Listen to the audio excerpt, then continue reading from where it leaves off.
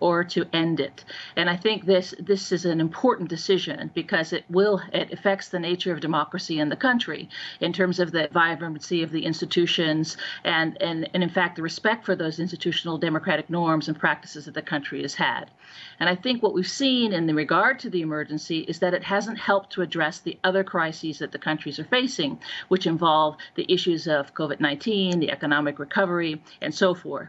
The second issue, which is I think equally important, is that what type of configuration, what type of leadership the country should have. And these two issues of the emergency and these configurations are intertwined. And essentially, there are three sets of options. The first sets of options is what option incumbency. You stick with what you've got. And here you could either rebuke it or you could actually change the leadership within PN. There's a whole things you can do, but essentially it would keep the incumbent government in power. And in this likely option, you would probably extend the emergency. The second sort of options have to do what I call option democracy, in the sense that you open up the parliament and you allow the leadership of the day to make the political deals that are necessary to maintain stability and to change the policies that actually offer different solutions for the problems that the country is facing. And the third rubric is actually what I call option change, which means that in a sense that this involves fundamentally going back to the past and offering a similar MAGERAN, or a National Operations Council of the past. And this would be much more autocratic, would extend the emergency period for a longer period of time, and in a sense potentially not necessarily address the fundamental problems of the day, because in some ways those problems of the day are being caused by the fact that democratic practices are not working, such as oversight, such as inclusion, which are necessary to deal with the COVID-19 crisis. Bridget, are you surprised by how much some segments of the public have come round to this idea of MAGERAN, the idea of concentrating power even more in the hands of few people, insulated from, as you put it, sort of democratic institutional checks and balances and such. Does that coincide with your sense of where the Malaysian public is, or how it's evolved over the last couple of years? Look, we all know Malaysia has very polarized political opinions. We have those that want a more liberal democratic system, and they want the system to be more open. We can see these views being expressed on social media and others. And then we have those on the other spectrum that want power to be highly concentrated. And so to see those coming out for supporting a MAGERAN system, it's not surprising. I think because they feel they put that a concentration of leadership would actually allow the government to be able to function without interference and be able to solve the problems. But we've already had this in the context of an emergency process. We've had concentration of power, and it hasn't worked. But at the same time, those that want to see that think that it's not enough, that it needs to have new leadership or a new type of arrangement. And this is a reflection of the particular ideological differences that exist within Malaysian society. But it's also a reflection of the fact that this is something that people know, right? So another way of thinking about what's happening right now is to think about the prominence of the past, the present, and the future. So MAGERAN is a system of the past. And for the crisis of 1969, it had important implications for the system. Many people felt that this was an important change in terms of introducing NEP, and stabilizing the country in terms of leadership, for example. But at the same time, there were costs to what happened in 1969 and the emergency, which had to do with the changes of rights in the system and others. But people look back on that, who argue for MAGERAN now, look back at what happened after that, 1969, in a very positive frame of mind. There's a situation now of looking now, presently, is more an approach that is actually focused on personal interest, trying to get find solutions to the situation now. And the future is a kind of a dynamic of kind of a changing configuration of the political system, which if the system is allowed to move forward, you're going to see new forces that'll come together in very different types of ways. All right. Bridget, can you just help me understand, right now in the current political landscape, who is for the MAGERAN proposal? Is it just Dr. Mahathir? Is he the only one supporting this? Well, he's the most vocal, and I think most people have been critical of it. But I think there are interests within the system that would like the system to be more concentrated, to have more power. And I think that Mahathir represents those particular views. In a sense, it's also an extension of his unity government idea, which he touted earlier, which is to actually bring together different groups of people in the council in order for the system to have a kind of more kind of managed, expert managed governance, and the MAGERAN in some ways actually is seen as that particular framework. But in fact, it is at the same time highly autocratic and without any real accountability. And the question also will be, if this particular system is adopted, an option is chosen, who will lead it and how representative it will be. And my own sense is that this particular option, while being considered, has very high stakes for Malaysia. Yeah, right. Richard, it's very interesting because the people are for or against MAGERAN, or the kind of values around it, both put public good at the heart of their concerns, right? So in some sense, they all have a kind of nationalistic impulse. But I get a sense from your analysis that politicians don't always operate necessarily with the public good at heart. And I wonder about that. You see some of the negotiations that are happening. Has the crisis become a point of, for politicians to kind of change their DNA? I mean, or we are going to see more negotiations, but not necessarily in the interest of the public good? Well, the reality is that Malaysia wouldn't be in the crisis it is if they had enough statesmanship leadership. And the fact is that many of the leaders have been looking out for themselves as opposed to the public. And we can see this in sort of some of the issues of accountability that we've seen in governance. We can see this in terms of how they're positioned themselves and in terms of using different sets of narratives. Can this change overnight? Absolutely. Yeah, many of these people do not change. But what is important now is whether or not the political conditions in the economy and public pressure will force the politicians to make some shifts in how they're adopting. If you give them a system that allows them to operate without any checks and balances, you can guarantee that the personal interests will become a very important dynamic of how they operate. Because without oversight, without accountability, then you can actually have a system where the politicians will actually show some of their worst colors. Bridget, and the range of options that you've explained to us a little bit earlier, I'm just wondering, what you see to be the best option for the public good. And I'm just wondering because, you also pointed in your article to the example in the US where a change in government can, in fact, create confidence and foster some momentum towards recovery. What do you think of the options, the range of options that are before the political elite at the moment represents the best possible solution for the public? I think that it is important that whichever government comes in or stays or transforms itself has to be more inclusive than what has happened so far. One of the reasons why the crisis has become so challenging in terms of managing the pandemic is you have policies that are actually not engaging with different sectors of the population, not hearing new ideas. And I think this is going to be a real challenge. So the issue first is to have a government that has greater inclusion in this area. And also you need a system that has oversight. I think that the oversight that is not operating in terms of a parliament or even of the committees has allowed for a lot of excesses that happened, which we saw very clear in terms of the appointees involving some of the GLCs, so obviously and so tragically in the response, for example, to the LRT crash. So you need a dynamic that allows for these types of dimensions to come into play. Now, in this context, this means that it has to be a new configuration of power. And that means that even if it's the incumbent that continues to govern, there has to be considerable change within the composition in order to try to rebuild trust, because there has been such an erosion of trust among large sections of society. I think that the confidence in all the politicians is actually really at stake here.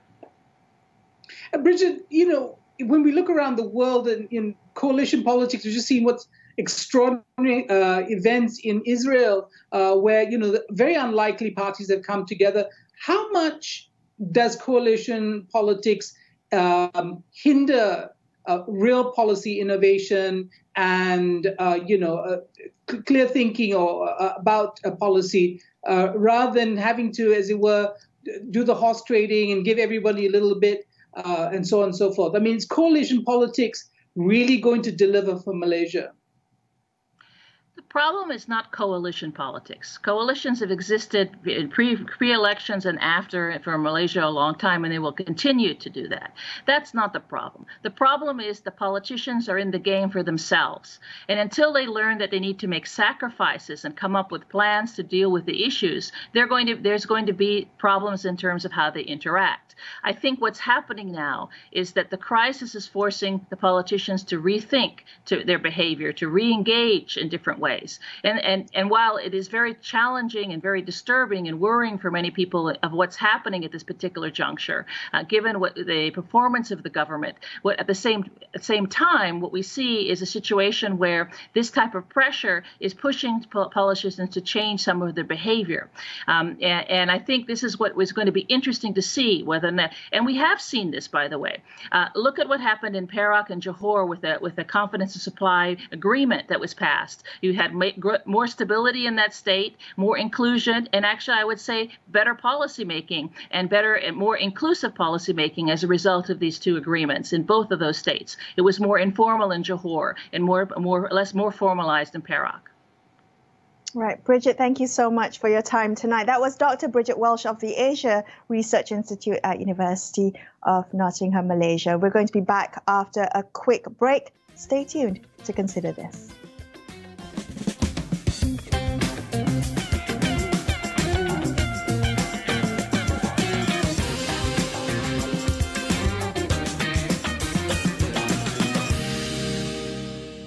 Self-control, self-lockdown itu penting. Lebih kurang pergerakan, maka lebih sukar untuk COVID menjangkit kita. Untuk tempoh 2 minggu ini, duduk di rumah. Kalau kita boleh laksanakan KKP, Kendiri dan keluarga, saya kira insyaAllah kita boleh berjaya. Akhirnya kita menang. Untuk memastikan Malaysia ada ke depan, kita boleh maju. Induknya adalah Melayu. Balik kepada orang yang membuat polisi. Kalau itu yang dikehendaki, fine. Mungkin kita berbeza pandangan. Tapi kita mempunyai kuasa yang boleh menentukan budaya di masa hadapan.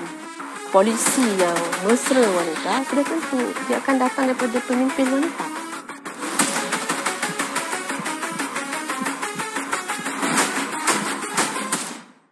Perang COVID-19 masih belum berakhir. Dalam kita berusaha memutuskan rantaian wabak ini, kita jangan terpedaya dengan virus maklumat palsu. Simak fakta melalui www.astroawani.com atau aplikasi Astro Awani. Teruskan berdisiplin, ratakan lengkungan pandemik ini.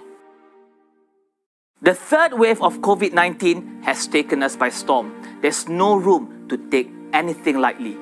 Everyone must follow all the steps to stop the spread of COVID-19, social distancing, face mask. Follow these steps, this SOP, with the utmost discipline. Together, we can flatten the curve. Bila sentuh soal berita, tiada masa untuk tunggu. Kepada anda kami bawakan fakta, susulan dan kupasan yang terkini. Tiada drama. Dan tiada pengulangan. Usah tunggu lama-lama. Awani 7.45 lebih awal dari biasa. Kini berwajah baru. Ini pula susulan khas pesawat Back Air di Kazakhstan. Pesawat berkenaan dilaporkan tergelincir 2 kali. Notifikasi berita terkini dan navigasi mudah. Podcast dikemas kini dengan berita dan program Rebirth, Reformasi, Resistance and Hope. Serta video tanpa had dengan scroll tanpa henti. Buat turun aplikasi baru Astro Awani sekarang. Semua yang terjadi adalah berita, tetapi tiada siapa yang boleh bawakan yang terkini dan tergempar seperti kami. Dilihat hanya memberi wang tanpa matlamat yang tepat. Dia tidak melakukan apa-apa kesalahan. Untuk mendapatkan jawapan yang bermakna, kita perlu soalan yang tepat. Amat sedih dengan apa yang berlaku kat atas. Tiada ruang untuk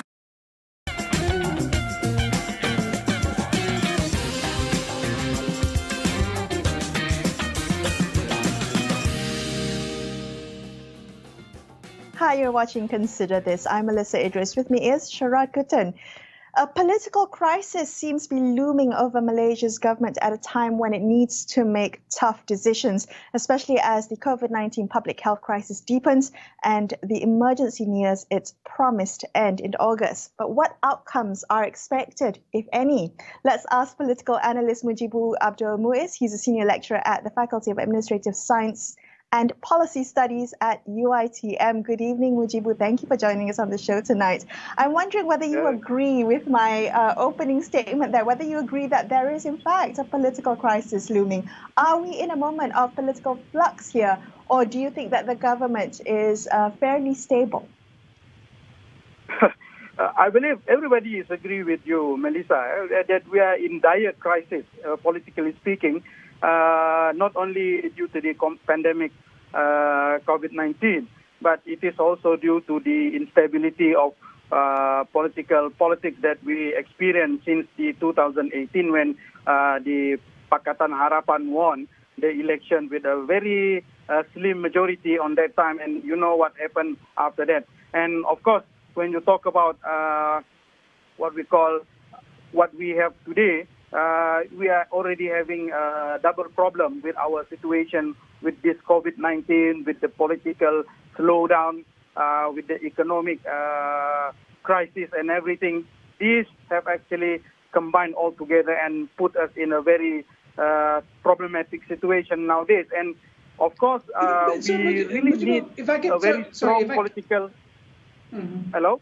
Yeah, sorry, if I can interrupt you. I just want to ask, because many people in the current administration say they don't think they have a bad record in terms of managing the pandemic, and you know, still there's much support for the PN government. At least the major backers like GPS and UMNO haven't made any clear decisions to stop supporting the PN government. Is it likely to collapse if they open parliament? I believe they collapse because that's the rule of democracy. You need a majority in order to form a government. So any government that does not have the good command of majority in parliament, so definitely they need to go, and the new government needs to be established, whether you need to combine in the parliament for a new solid majority, or you open up the way or path the way for a new election to be held. Definitely in this particular time, we cannot see this thing because parliament is still suspended due to emergency. And of course, one of the things that we need to address is political problem, because if this thing continue to happen with this particular situation, I don't see any end to this particular problem, and our country will be put into a lot of trouble because of this thing. So, Sharaad, yes, I do believe that one thing of another, yeah, we need to address this political situation, because we are absolutely need a good political leadership in this particular time, simply because we can simply see there is no clear direction. We have undergo a very flip-flop in terms of SOP and so on, and people are already stressful, yeah, in terms of politically, economically, and socially. Okay. All right. Can I ask you then, what options are on the table for the political elite at the moment? I'm wondering, what is the way out of the political paralysis here? There's been proposals made for the formation of a National Operations Council, an NOC or a MAGERAN. What do you think about that? Is there a case to be made for the formation of MAGERAN? Yeah, there is an idea of having MAGERAN, which is for time being, I don't see it is necessary to be established in order to redress whatever thing happened. because we do have, in terms of pandemic COVID-19, we do have National Security Council, we do have emergency and everything. But I agree that these things are still not working as expected.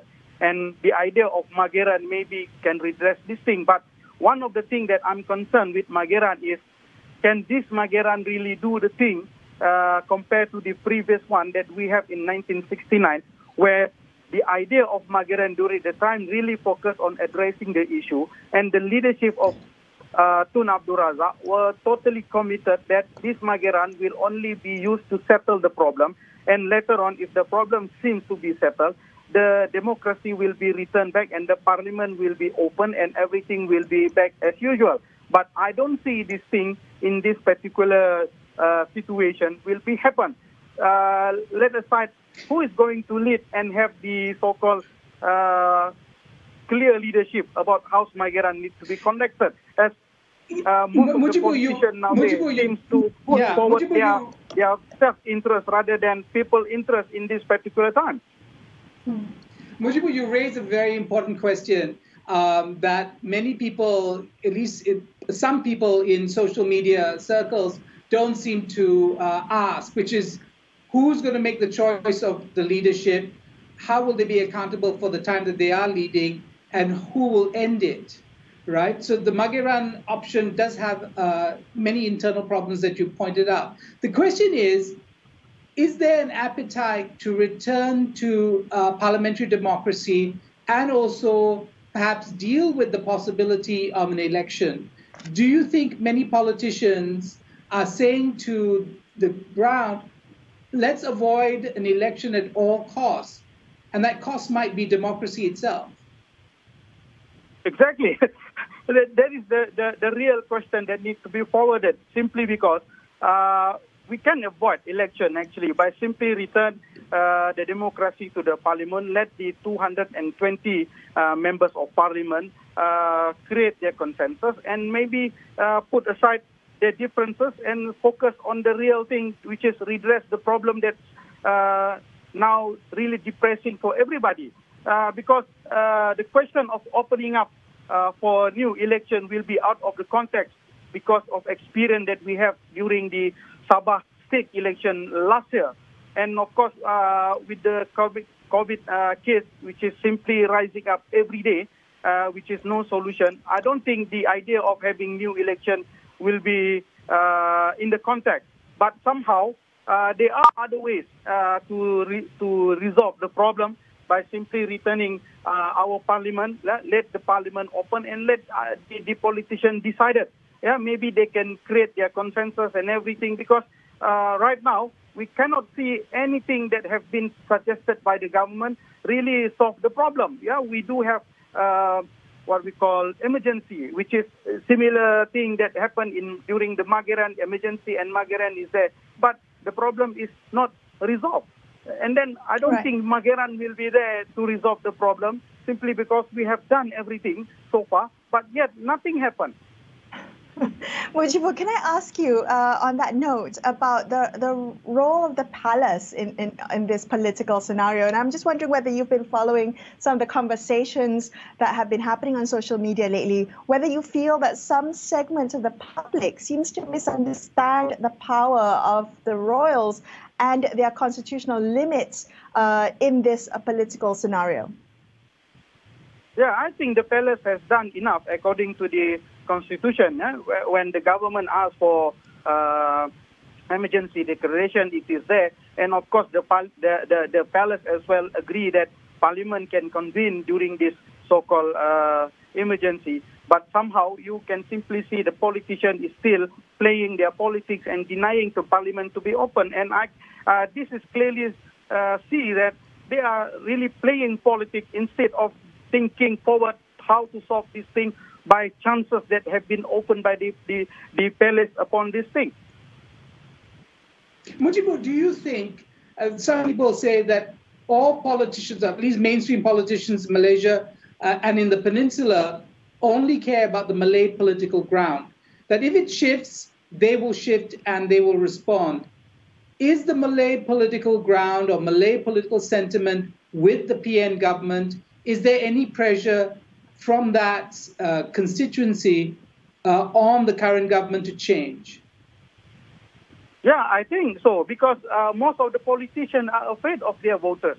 And of course, simply look at the condition now, not only for the Malay but non-Malay as well, have been concerned about politics beyond the so-called communal politics anymore, because what things happen in nowadays is no longer about any segment of community or any segment of ethnic, politically speaking, but it is a national concern because people have put aside this political thing, whatever thing that happened between the Malay or the Malay political parties, their power struggle, so on and so forth, because the thing is we need a very quick solution, because within this 1.5 years, due to the pandemic and so on and so forth, nothing has been solved by the government. And of course, we need to do something, politically speaking, because by political action, we can simply solve this thing one by one. And of course, the most important thing, political stability may lead to a very focused government in order to redress this problem.